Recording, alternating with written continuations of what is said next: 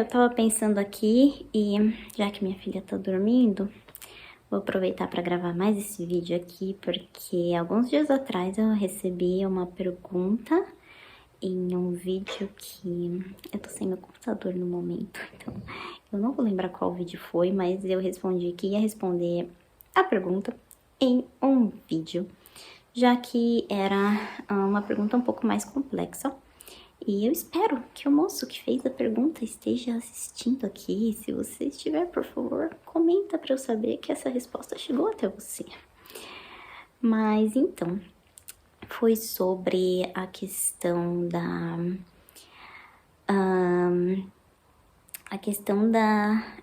do judaísmo ser herdado através da mãe. Portanto, não ser apenas uma religião, ser uma religião que, digamos, é hereditária. Não sei se cabe colocar assim, mas é herdado da mãe, principalmente, né? Na grande maioria das vertentes judaicas é só através da mãe, né? Tem algumas que aceitam pai também, mas é minoria. Então, essa questão de ser uma religião que é herdada, portanto, o judaísmo, acho que eu já falei algumas vezes aqui que não é só uma religião, é o povo judeu, né? E digamos que é uma etnia, meio, principalmente para quem mora na Alemanha, é meio tenso falar assim, mas digamos que é uma etnia. E a pergunta também é para a questão dos sobrenomes judaicos, né? Os judeus muitas vezes têm sobrenomes bastante específicos. E na pergunta também o moço coloca que são sobrenomes chiques, pomposos, não lembro exatamente as palavras, acho que ele usou a palavra pomposo. E a questão de como é visto um judeu que não tem esse sobrenome mais chique, ou talvez ele esteja falando de pessoas que se convertem ao judaísmo, porque essa é uma possibilidade. Não sei exatamente, ou se tem judeus que não têm esses sobrenomes chiques e pomposos, mas vamos lá. Então, de fato, o judaísmo é uma religião que passa de mãe para filho.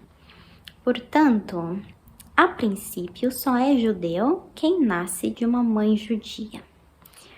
A princípio, porque como eu disse, tem vertentes do judaísmo que aceitam apenas o pai ser judeu, é minoria, não é a regra, não é o mais aceito na comunidade, porque a lei, que a gente chama a halachá, diz que a mãe precisa ser judia.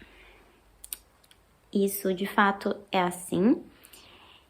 E normalmente quando o pai é judeu, a mãe não é judia, não se converte e a criança decide que quer ser judia, ela tem que se converter.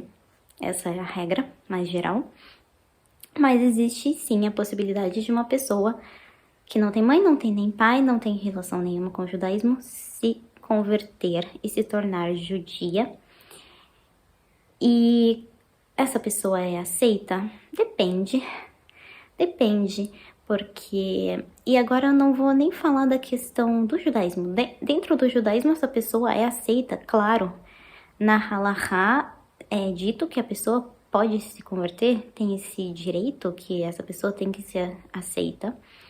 A conversão é conforme a lei judaica. Então, falando de lei, não tem discussão, essa pessoa é judia. Mas quando a gente fala de judeus, a gente não pode esquecer que a gente está falando de seres humanos. E seres humanos, tem seres humanos bons, tem seres humanos ruins, tem seres humanos que são empáticos, tem seres humanos que não são empáticos, tem seres humanos de todos os tipos. E os judeus são seres humanos, não são extraterrestres, não são deuses, não são pessoas especiais, são apenas seres humanos como todos os outros. Então, uma pessoa convertida, ela vai encontrar judeus legais, judeus não legais, judeus maus, judeus bons, judeus de todos os tipos, que vão tratar ela de diversas maneiras. Então, eu posso dizer que não existe uma regra. E não existe uma regra também que na sinagoga tal a pessoa vai ser bem aceita, ou na sinagoga, na outra sinagoga não vai ser bem aceita. Não, em uma vertente vai ser bem aceita, em outra vertente não vai ser bem aceita.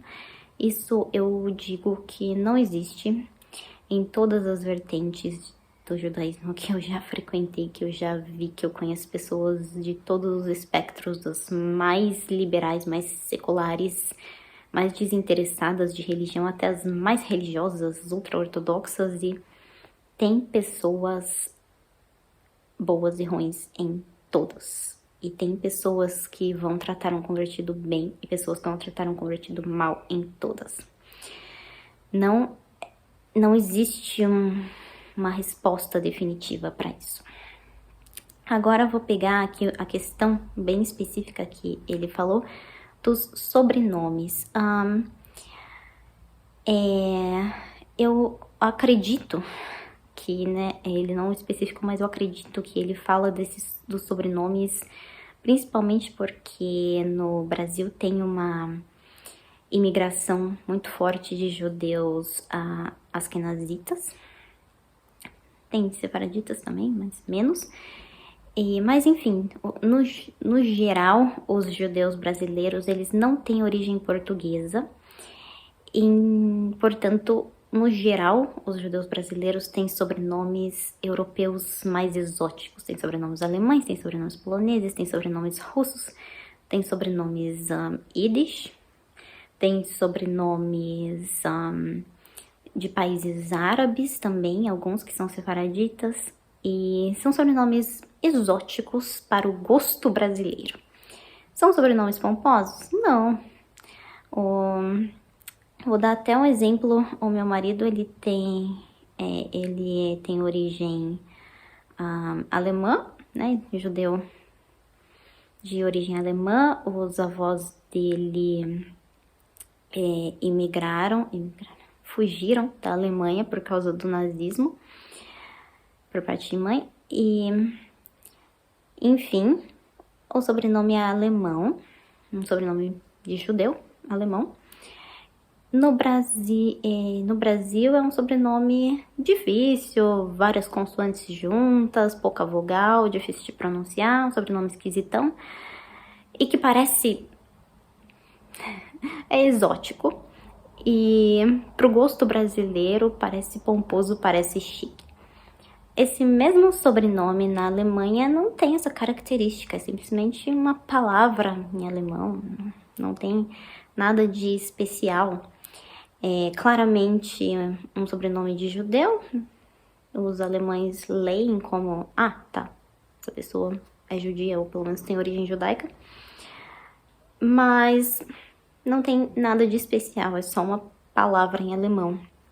Então, na verdade, eu acho que é uma leitura, mesmo que, no geral, os brasileiros fazem de sobrenomes estrangeiros, acham esses sobrenomes mais bonitos, mas não sei. Mas eles não têm nada de especial, no geral. São sobrenomes comuns nos lugares de onde eles vêm, de onde esses judeus vêm. Muitas vezes, na verdade, são lidos de maneira ruim no lugar de onde esses judeus vêm, porque são claramente judaicos e, na grande maioria, os judeus saíram de seus países e foram para o Brasil fugindo de antissemitismo, então ter um sobrenome judaico, na verdade, não tinha nada de pomposo, nada de chique, era bastante negativo.